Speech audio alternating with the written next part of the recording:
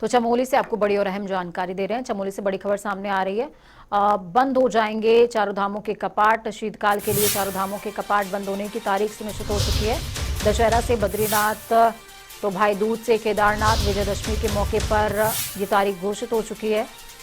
भाई दूज से केदारनाथ के कपाट बंद हो जाएंगे। 19 नवंबर की तारीख घोषित हुई है। बद्रीनाथ के जो कपाट हैं वो 19 नवंबर को बंद होने वाले हैं।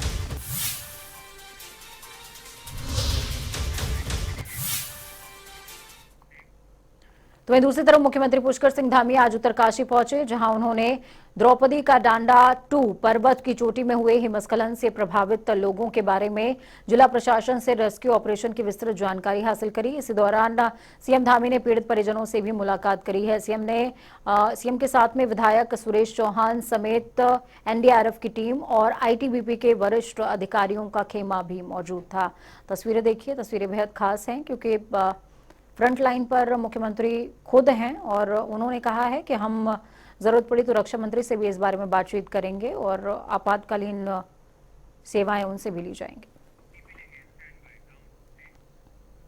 बीरोखाल बस हादसे में घायल हुए मरीजों से मिलने मुख्यमंत्री पुष्कर सिंह धामी और पूर्व मुख्यमंत्री रमेश पोखरियाल निशंक हेलीपैड तल्ली पखोली पहुंचे, जहां से सीधे घटनास्थल ग्राम सेमड़ी में राहत बचाव कार्यों का जायजा लेने के लिए पहुंचे। उन्होंने साफ तौर पर जिलाधिकारी डॉक्टर विजय कुमार जोगदंडे और वरिष्ठ पुलिस अधीक्षक जसवंत सिंह चौहान से घटना की जानकारी हासिल करी।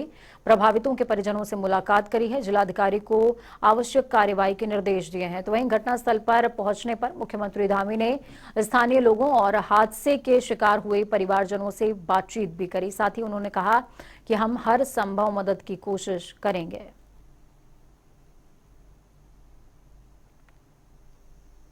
यहाँ से लेकर एम्स में भी सभी जगह हम लोगों ने बात की हुई है और देहरादून में भी अस्पतालों में बात की है। यहाँ पर जो भी लोग पहुँचे हैं वो सभी अभी तक ठीक हैं और जल्दी सकुशल पहुँच जाएंगे। जो बॉडी वहाँ पर मिस हुई है उन सबको रेस्क्यू टीम लगातार निकाल रही है और आज शाम तक सभी को निकाल लिया जाएगा। जिनकी मृत्यु हो गई है उनके लिए हम लोगों ने 2 लाख रुपये का प्रावधान किया है और जो गंभीर रूप से घायल हैं उनके लिए 50,000 रुपये। रक्षा मंत्री राजनाथ सिंह आज दशहरे के मौके पर औली पहुंचे हुए हैं, जहां उन्होंने सेना के बेस कैंप में शस्त्र पूजन किया। राजनाथ आज चीन सीमा पर स्थित अग्रिम चौकी पर सेना और आईटीबीपी के जवानों के साथ विजयदशमी मनाएंगे। साथ ही इसके बाद वो बद्रीनाथ धाम पहुंचे और भगवान बद्री विशाल के दर्शन भी किए। रक्षा मंत्री के मंगलवार को 2 दिवसीय कार्यक्रम के तहत देहरादून वो पहुंचे थे।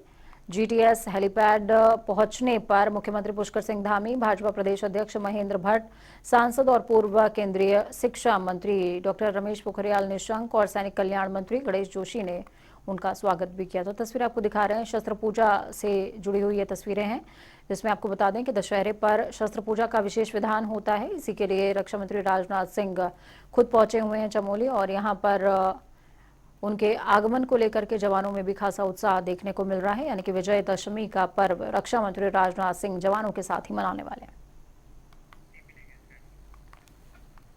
अब बात करेंगे तीर्थनगरी हरिद्वार की। दशहरा बड़ी धूमधाम से मनाया जाता है। इसी कड़ी में महानिर्वाणी पंचायती अखाड़े में शस्त्रों की पूजा की गई। इस मौके पर भारी तादाद में साधु संत भी मौजूद रहे। महानिर्वाणी अखाड़े के सचिव और अखिल भारतीय अखाड़ा परिषद के अध्यक्ष महंत रविंद्रपुरी ने बताया कि ये परंपरा वैदिक काल से चली आ रही है। शंकराचार्य भगवान ने जब दिव्य अभियान पूरा किया उसके बाद अखाड़ों की स्थापना हुई। हमारी प्राचीन परंपरा, जो हमारे देवता शस्त्र धारण करते हैं, उन्हीं का प्रतीकात्मक रूप हमारे यहाँ अखाड़ों में सूर्य प्रकाश, भैरव प्रकाश नाम के 2 भाले हैं, जिनको हम देवता के शस्त्र के तौर पर पूजते हैं। साल में एक बार जब विजयदशमी का पर्व आता है, उसी दिन इन शस्त्रों की पूजा की जाती है। धर्म की रक्षा करने के लिए शस्त्रों को धारण करना जरूरी होता है। भगवती ने भी अनेकों राक्षसों का संहार करने के लिए दिव्य शस्त्रों को धारण किया था।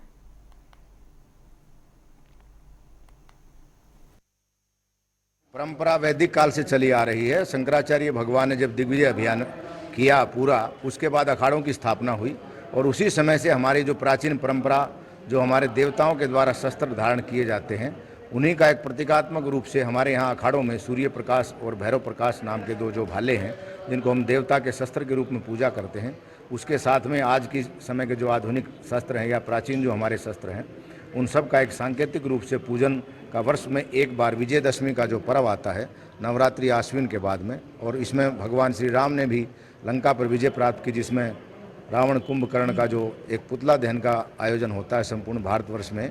उसी में क्योंकि शास्त्रों में कहा गया है कि धर्म की रक्षा के लिए शस्त्रों को धारण करना आवश्यक है, भगवती ने भी अनेकों राक्षसों का संहार करने के लिए दिव्य शस्त्रों को धारण किया था, जो भगवान विष्णु और ब्रह्मा जी के द्वारा प्रदान किए गए।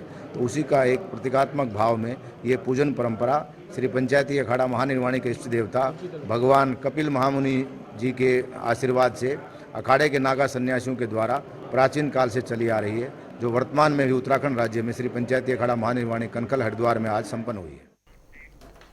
टेसू और झेंझी आगरा सहित पूरे देश में हर्षोल्लास के साथ मनाई जाती है। महाभारत काल के बाद से ही टेसू और झेंझी को लेकर के बाजार में पूरे साल इंतजार किया जाता है, लेकिन आधुनिकता की दौड़ में इस उत्सव को भुला दिया गया। तो वहीं बाजारों में आज भी टेसू और झेंझी की बिक्री ठीक ठाक होती है। आगरा के नामनेर में कई दशकों से मूर्तिकार टेसू और झेंझी की बिक्री करते चले आ रहे हैं। बाजारों में टेसू और झेंझी की खूब बिक्री होती है। इस बार भी नामनेर के मूर्तिकारों ने बड़े पैमाने पर टेसू और झेंझी के बाजारों में उतारा है, और मूर्तिकारों का साफ तौर पर कहना कि बिक्री तो हो रही है, लेकिन इस बार थोड़ा बाजार फीका नजर आ रहा है।